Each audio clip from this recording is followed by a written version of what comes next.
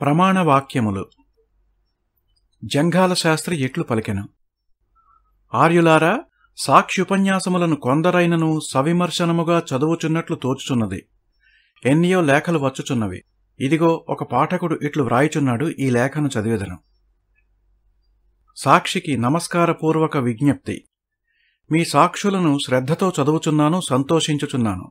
వానిలో యుక్తి ఎంతయైనా నున్నది, ప్రపంచజ్ఞాన ప్రకటనము ఎంతయైనా నున్నది. వానిలో భాష లేదు, అనగా పూర్వగ్రంథకర్తలు రచించిన గ్రంథములను చదివినందువలన కలిగిన పాండిత్యమేమియూ వాని యందు కనబడదు. ఉపన్యాసములకు పురాణములందుండియు ఇతర గ్రంథములందుండియు ప్రమాణవాక్యములు ఆధారములై ఉండవలయును. నడుమ నడుమ సంస్కృత శ్లోకములు మీ అభిప్రాయములకు బలసిద్ధి కొరకు ప్రవహింపుచుండవలయును. అట్టి పాండిత్య ప్రకటనము మీ ఉపన్యాసములలో లేకుండుట వలన ఎంత యుక్తిమంతములయ్యును, ఎంత లోకజ్ఞాన సమృద్ధములయ్యును సమంజసముగా లేవు. ఇట్లు విన్నవించు సుజన విధేయుడు. నాయనలారా, ఉత్తరమును వింటిరా? అసత్యమాడకూడదని మీకు నేను చెప్పినంత మాత్రమున చాలదా? అసత్య కథనము వలని నష్టములను చెప్పినంత మాత్రమున సరిపోదా?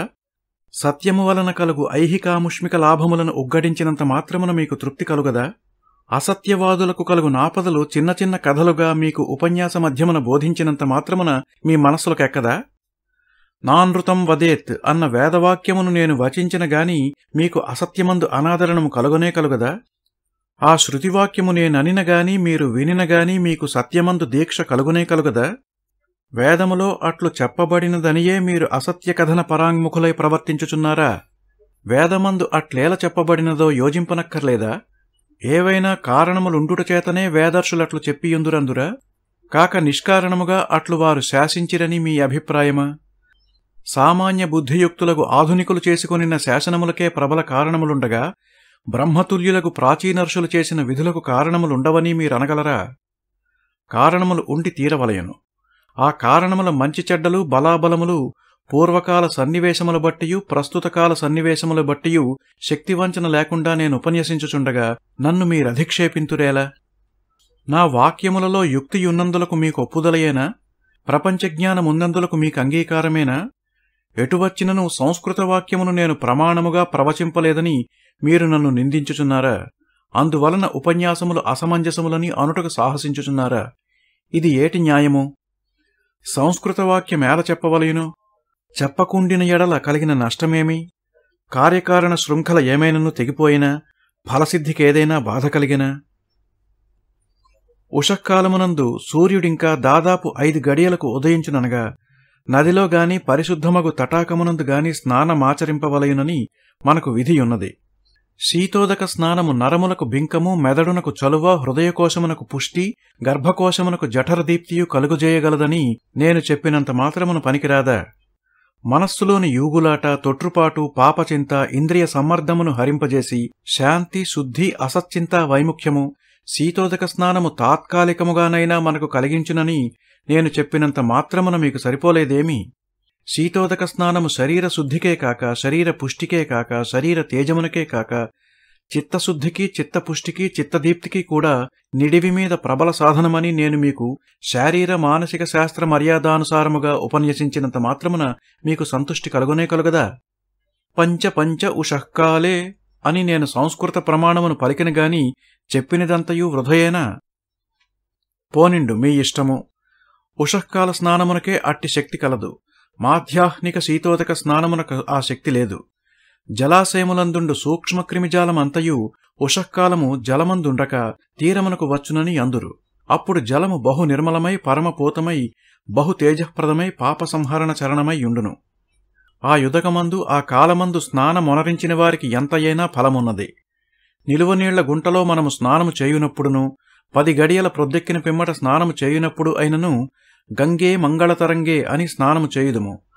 అట్లొనర్చుట కేవలము హాస్యాస్పదము కాని ఆ నిలువనీళ్ల కుంటయే ఉషఃకాలమందు జలపరిశుద్ధిని హరించు సూక్ష్మక్రిమిజాలమంతయు గుంట తీరమునకు వచ్చినప్పుడు గంగానదీ తుల్యమని రవంత చెప్పవచ్చును.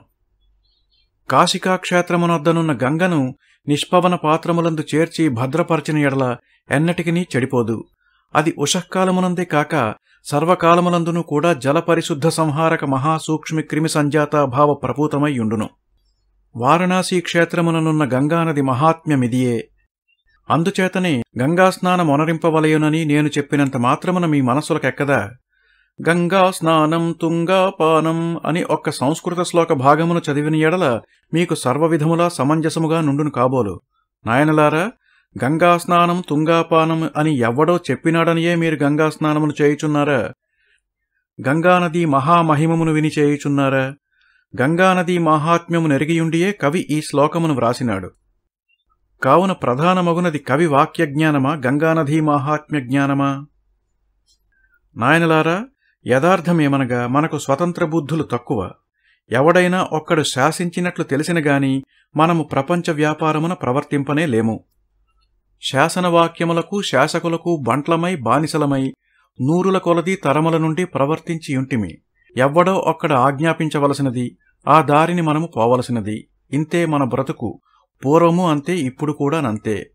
అట్టి అనుచర వృత్తికి చిరకాలము నుండి అలవాటు పడియుంటిమి. మనస్సునకు నరముల బిగింపేది, కండల పుష్టి ఏది, కాలూదిన నిలుకడయేది, స్వతంత్ర చలనమేది? ఏదియూ లేదు. ముందు లాగువాడో వెనక త్రోయువాడో ఉన్నగాని చలనమెక్కడిది? గొల్లవాడు ముందు నడుచుచున్నంతసేపు మంద ఆతని వెంబడించును. ఆతడు ఆగిన ఎడల ఆగును. నిజముగా మనమంత బుద్ధిహీనులమేనా? ఏమో, ఆలాగున కనబడుచున్నది, ఈలాగున కనబడుచున్నది. మనలో అనేక ఆంగ్లేయ పరీక్షలలో దిగ్విజయ పత్రికలను సంపాదించిన వారున్నారు. ఉపన్యాస పీఠముల నిర్భీతిగా నిలువబడి శార్దూల గర్జనములను జాముల కొలది ఎట్టి ఎట్టి కఠినాంశములపైనైనా రాద్ధాంత పూర్వపక్షములు ఒనర్పగలవారున్నారు. ఉపాధ్యాయ పీఠములనలంకరించి లొడితెడు బుడతలను లోకోపకారక విద్యాపారిణతా సమన్వితులను చేయజాలిన మహాధీశాలులున్నారు. న్యాయసభల కాలాంబర కవచధారులై కాకిని గ్రద్దను, గ్రద్దను కాకిని చేయజాలిన కర్కశ తర్క వాగ్వాహిని మహామంత్ర కలాప కళా గరిష్ఠులున్నారు. మహారణ్యమును భేదించి మార్గమును తీసినట్లు పరస్పర అసందర్భ వివిధ సాక్షివచన రచనా ప్రచయమున పరమార్థమును తీయజాలిన ప్రాథమిక న్యాయస్థానాసనాధిష్ఠాతలున్నారు. కోటుల కొలది రాబడి కలుగు గొప్ప గొప్ప ఆస్థానములందు పరిపూర్ణ రాజ్యతంత్ర నిర్వహణ ప్రబల పాండితీ పటిష్ఠులకు ప్రధానులున్నారు. ఆంగ్లేయ దినపత్రికా రాజముల చెరగి చెరగి చెలరేగి చిత్రచిత్ర వ్యాసానువ్యాసములను చిత్తజల్లుగా వర్షింపజాలిన ధారాధర లేఖినీ చాలన దురంధరులున్నారు. అయిననేమి, స్వప్రవర్తనమును మాత్రము వీరిలో చాలామంది వివేచన విభవాభావులై యుండుట వింతలలో వింత. ఎవ్వడో ఎక్కడి నుండియో వచ్చి ఉపన్యాసపీఠమెక్కి సవ్యాపసవ్యముగా కరహసాక్షి చాలన లీలా కలాపముతో ఉత్కంఠముతో ముష్టి ప్రహారములతో చకచకలాడుచూ ఝాంకరించిన ఎడల మనము ఎంత విద్యావంతులమయ్యును వెకవెకలాడుచూ వెర్రిమొగములు వైచుకొని వానిని అనుసరింతుము.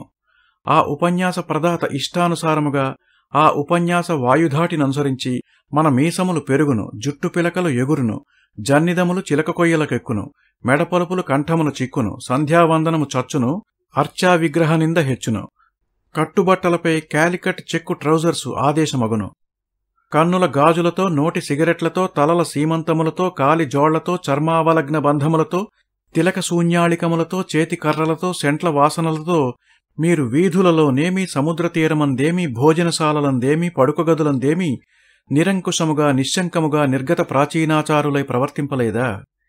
ఈ వెర్రివేషములతో, ఈ వీరావేశములతో దేవతార్చనపు గదికి లెట్రిన్ కొట్టునకు భేదమైనా తెలియకుండా పరవళ్లు త్రొక్కి త్రొక్కి దేశమంతయు పూర్వాచార ఖండనోపన్యాసములతో, విదేశాచార మండన సిద్ధాంతములతో, స్వదేశీయ గ్రంథ సందోహ నిందాఘోషములతో, తదితర గ్రంథ సంతతి స్తుతిపాఠములతో గగ్గోలు గావించి అల్లాడించిన పిదప మరియొక్క మహావీరుడు ఉపన్యాసమెక్కుచున్నాడు. పూర్వాచార ప్రాశస్త్యమును బోధించుచున్నాడు. ఆర్యమత నాగరికతా మాహాత్మ్యమును వెల్లడించుచున్నాడు.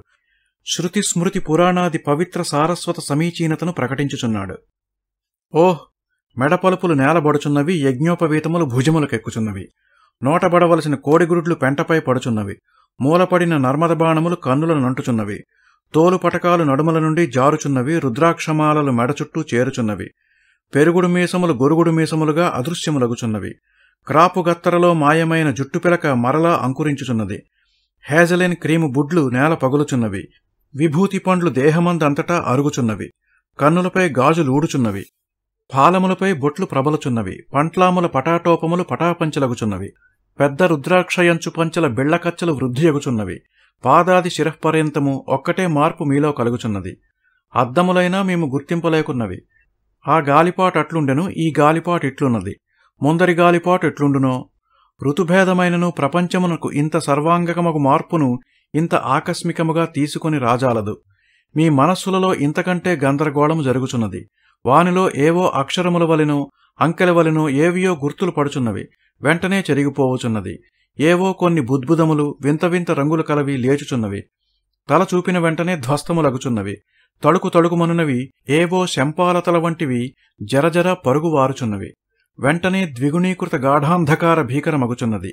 ఆ చీకటిలో నేదియో ముక్కు మూలమూ లేని హోరు వినబడుచున్నది. ఇక బుద్ధి పదార్థమెట్లున్నదా? వట్టి తవతవా లవలవా కలిగియున్నది. నిలువద్రుక్కు కొనగల పటిమ ఎక్కడనూ కలిగియున్నట్లగపడదు. నాయనలారా, మన దేహ మనస్తత్వములు ఇట్లున్నవి. ఇట్లంటినని మీకు కోపమా?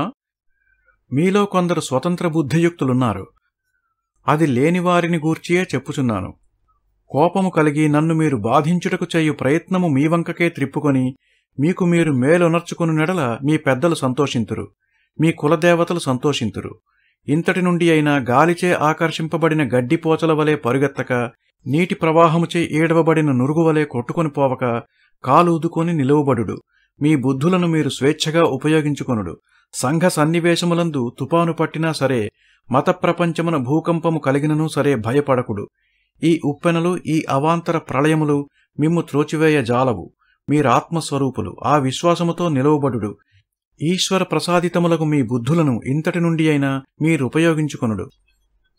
మీకు సర్వవిధములా నచ్చిన ఎడలనే ముందునకు అడుగిడుడు. అంతేగాని కిచకిచలాడుచూ గద్దరిగానినాశ్రయించి వెన్నాడు కపిగోలాంగోల జాలము వలె ప్రవర్తింపకుడు. నరుల వలె ప్రవర్తింపుడు, అందుపై ఆర్యుల వలె ప్రవర్తింపుడు. గౌరవ్యుల వాక్యమునందు నిరసన బుద్ధి కలిగియుండుడని నేను చెప్పుచుంటిననుకుందురేమో. అది కాదు, కాదు, కాదు. వారు గౌరవ్యులగుట వలన వారి వాక్యములు గౌరవార్హములు కాలేదు. వారి వాక్యములు గౌరవార్హములగుటచే వారు గౌరవ్యులైరి. అందుచే వారి వాక్యములే మనకు పరిపూర్ణ పరీక్షార్హములు. అవి మనకు బాగుగా నచ్చినగాని అడుగు ముందునకు పెట్టదగదు. మీ బుద్ధులను మీరు ఉపయోగపరచుకొనుడని చెప్పుచున్నాను గాని మరి ఒకటి కాదు. యథార్థ విమర్శనమునకే గాని అథారిటీకి ఇవి దినములు కావు. అట్టిచో సంస్కృత శ్లోకములు తెలుగు పద్యములు కోట్ చేయలేదని మీరు నన్ను అధిక్షేపింతురేలా? విష్ణుర్యోనిం కల్పయత్ అని శృతిలో నుండుటచేతనే భార్యకు గర్భాధానము చేయవలసి వచ్చినదని చెప్పువాడెవ్వడైనా నున్నాడా? మీకిష్టమైనచో ఎన్ని శ్లోకములనైనా ప్రమాణములుగా వచింపవలసినదే. ఆర్యావర్తదేశమంతయు ఆమూలాగ్రముగా సంచరించిన వాడనగుటచే అనేక భాషలలో గ్రాంధిక జ్ఞానమును సంపాదించిన వాడను. మీకు శృతులు ప్రమాణములు కావలసిన ఎడల వేదవేదాంగ జ్ఞాన నిక్షేపమైన కాలాచార్యుని సాహాయ్యమున అది కూడా సమకూడుటకు అవకాశమున్నది. కాని ఒక్క మనవి, సాక్ష్యుపన్యాసములు త్రిమతస్థులు చదువుచున్నారు. వేదమందు ప్రమాణబుద్ధి లేని బ్రహ్మోపాసకులు చదువుచున్నారు. కొంతవరకే ప్రమాణబుద్ధియున్న ఆర్య సామాజికులు చదువుచున్నారు. మన మహమ్మదీయ సోదరులు, క్రైస్తవ సోదరులు కూడా చదువుచున్నారు. వీరిలో ఎవరి ప్రమాణ కవులు వారికున్నారు, ఎవరి ప్రమాణ గ్రంథములు వారికున్నవి, ఎవరి వేదములు వారికున్నవి. సాదీ మనకు ప్రమాణము కాకపోవచ్చును, భవభూతి మహమ్మదీయులకు ప్రమాణము కాకపోవచ్చును. కోవాకము మనకు బాగు, ఖురాను వారికి బాగు. ఆళ్వారులు మనకెక్కువ, ఎపోజిల్స్ క్రైస్తవులకెక్కువ. బుద్ధుడు మనకెక్కువ, మోసెస్ వారికెక్కువ. కృష్ణుడు మనకెక్కువ, క్రీస్తు వారికెక్కువ. అన్ని దేశముల నుండి అన్ని జాతుల వారికి నీ సమానములకు ప్రకృతి సూత్రములను అనుసరించి పోయినీడల సమంజసము కాదా నాయన్లారా? ఏదో తప్పు పట్టిన గాని పాండిత్యమునకు విమర్శన శక్తికి లోపమని ఎంచి దోషములను వెదుకకుడు. ఆలస్యమైనది క్షమింపవలయను. ఓం శాంతి శాంతి శాంతి.